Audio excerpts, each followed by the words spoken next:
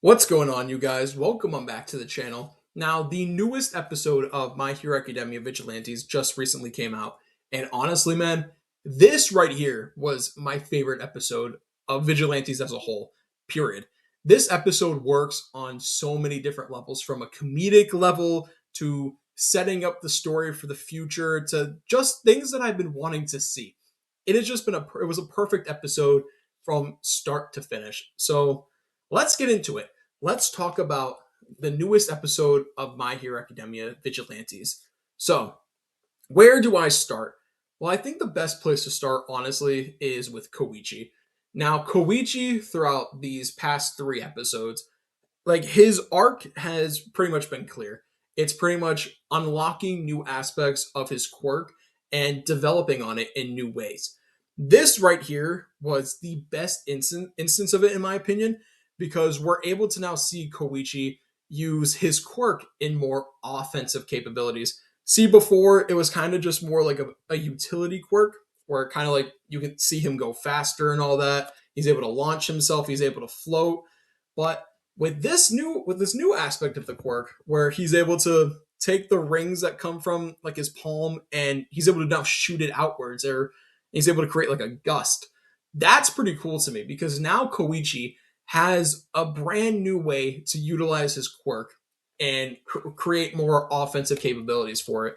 But what I also like is Koichi is kind of similar to Deku in that he thinks about his quirk in similar ways that Deku did. Like Koichi is able to, like, for example, use one aspect of his quirk to balance himself and create kind of like a center chi with one part of his quirk. And then he's able with by channeling himself, he's able to now then use the quirk in an offensive capability. That's really cool to me. That honestly harkened right back to Deku, in my opinion, because Deku was always doing stuff similar to that, similar like with shoot style and full cowling. You were able to see Deku build on his quirk. That's kind of what Koichi's doing, and I like that a lot. Koichi is going on such a great arc, in my opinion. I just can't wait to see how this all culminates. Like, how is all of this development with his quirk going to culminate this season? And honestly, I think he's going to have a big fight. I don't know how it's going to play out. I don't know how it's going to be executed, but I'm really looking forward to seeing what they do with Koichi and his quirk. Now, moving on from that, let's talk about Six, because Six and Koichi continue to parallel each other. So, in this episode alone, we see Six kind of like in an apartment complex, and he's doing like some training with like a punching bag. And you see him use his quirk to kind of like speed up the punches and like essentially I don't know. I guess he went through it. He didn't go through it, but he kind of just used his quirk to its full capabilities and was able to go faster than what he could have been. What I like about this scene is that during the episode, we're able to learn about a new like hero called, I think his name was Overclock, if I'm remembering correctly. I think his name was Overclock. But we got to learn about this guy, and he's pretty much the Flash, right? I talked about in my last video about how Six's quirk is pretty much the Flash. Well, in this episode, we pretty much got to see the Flash character. Now, he's been essentially retired. He hasn't really renewed his hero license or anything like that, which I thought was interesting. But we see that Six is kind of obsessed with him, and that he has like a full-on shrine to this hero. So the way I'm thinking about it is, I don't know if I'm right or not. This is just a theory. Like I said, I'm anime only when it comes to vigilantes. I think that Six is working with All for One, and I think All for One stole his quirk, right? I think All for One stole this Overclock guy's quirk because we have to remember this guy has kind of been off the grid, essentially, according to Aizawa and Tsukauchi. He hasn't renewed his hero license, and he's kind of just been off the grid. What I think happened is that at this point in the narrative, All for One is kind of just like an enigma, right? He's kind of just like a rumor. Nobody really knows about him yet except for All Might, but All Might thinks he's dead. So nobody knows about All for One. So what I think is going on is, I think All Might gave, or not All Might, I think All for One gave Six this guy's quirk. and now he's going to be using that quirk to kind of further expand upon All for One's research. That is something that has the potential to be very compelling if that's the route that they're going with six. Like, he's an agent of All for One.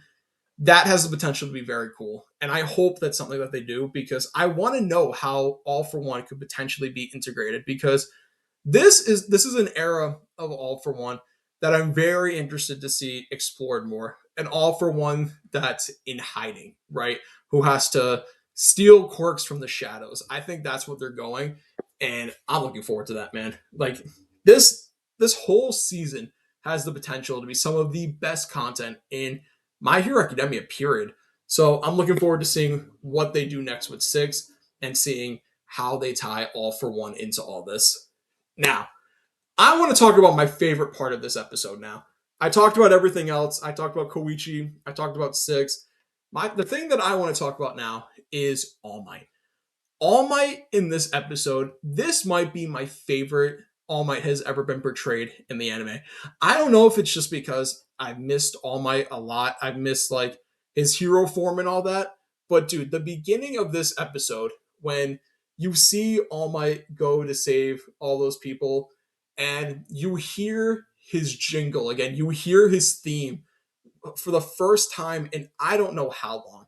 It has been so long since we've gotten to hear All Might's hero theme that when I heard it again, I'm not going to lie, I got emotional, because we haven't heard it in so long.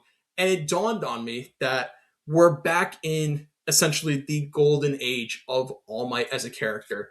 And hopefully now that means we get to hear his hero theme more often, right? I don't want to hear it too much. Like I said in my last video, I don't want All Might to be or become this over encompassing figure, right? I don't want him to be like too omnipresent within the narrative. As I said before, I want him to kind of just be sprinkled in there.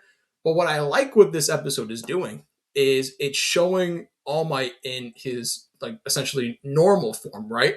And this is honestly my favorite like depiction of Toshinori. Like I said, I like the fact that when he goes to meet Tsukauchi, he's kind of nervous in a way, because All Might is not used to really having a lot of friends, right? That know about his secret identity, right? Not even David knew about his identity. So this is new to him. Somebody who knows him for, I guess, just him, doesn't know him only as All Might, but they now know him as somebody who essentially is quirkless in a way, right? He knows him now for Toshinori Yaki. He knows him as somebody who's gone toe to toe with All for One, and is someone who essentially like is losing his quirk in a way. So that's what I like. I like the fact that him and Tsukauchi are kind of on even ground, right? But what I also like is All for One, or not All for One, All Might being nervous to give Tsukauchi a gift, right? I like the fact that All Might is kind of like, is it okay for me to be giving you a gift? Like, is that something that we're allowed to do? I like that. It shows that we're still in the early days of their friendship, right? Where they're trying to figure everything out and figure out where they are as equals. That's what I like about it. So so the scene where they both exchange gifts to each other, that was beautiful to me, because it showed like how their friendship is beginning to deepen. That was honestly perfect. I love what they did with All Might and Tsukauchi. I'm honestly looking forward to seeing more with what they do with them. I do think we're going to see more of them, honestly, within the narrative. I think that's something that's going to happen. Like, because All Might now knows about like six and all that, because Tsukauchi told him. So I wonder if All Might is going to make his presence known at any point within the narrative. Sure, Tsukauchi said like he doesn't want All Might to be going to fight six, because he doesn't want it to seem like All Might has favorites or anything like that. So I don't know if we'll see him actively go and fight six or anything like that. But what I want to see is I just want to see All Might like integrated into the narrative like this. Him just meeting up with Tsukauchi at the All Might Cafe and just talking to each other, right? Talking about Tsukauchi's sister, right? Talking about like just anything. I love just seeing these two characters interact. This has been my favorite part of the season so far, and I'm really hoping that this is something that is going to continue because so far, man, they have been knocking it out of the park with their interactions. But enough about that. Enough about talking about All Might. I could talk about this All Might stuff all day long, but the last thing that I want to talk about is essentially what's coming up next. So now, as we all know, this essentially is going to be the big Aizawa season where we learn about his backstory finally. The backstory that has been hyped up since My Hero Academia. We're going to be finally able to see it come to light on the screen. I think that starts next episode, according to the preview. I think we're starting that next. So I'm looking forward to seeing all like Aizawa's flashback play out.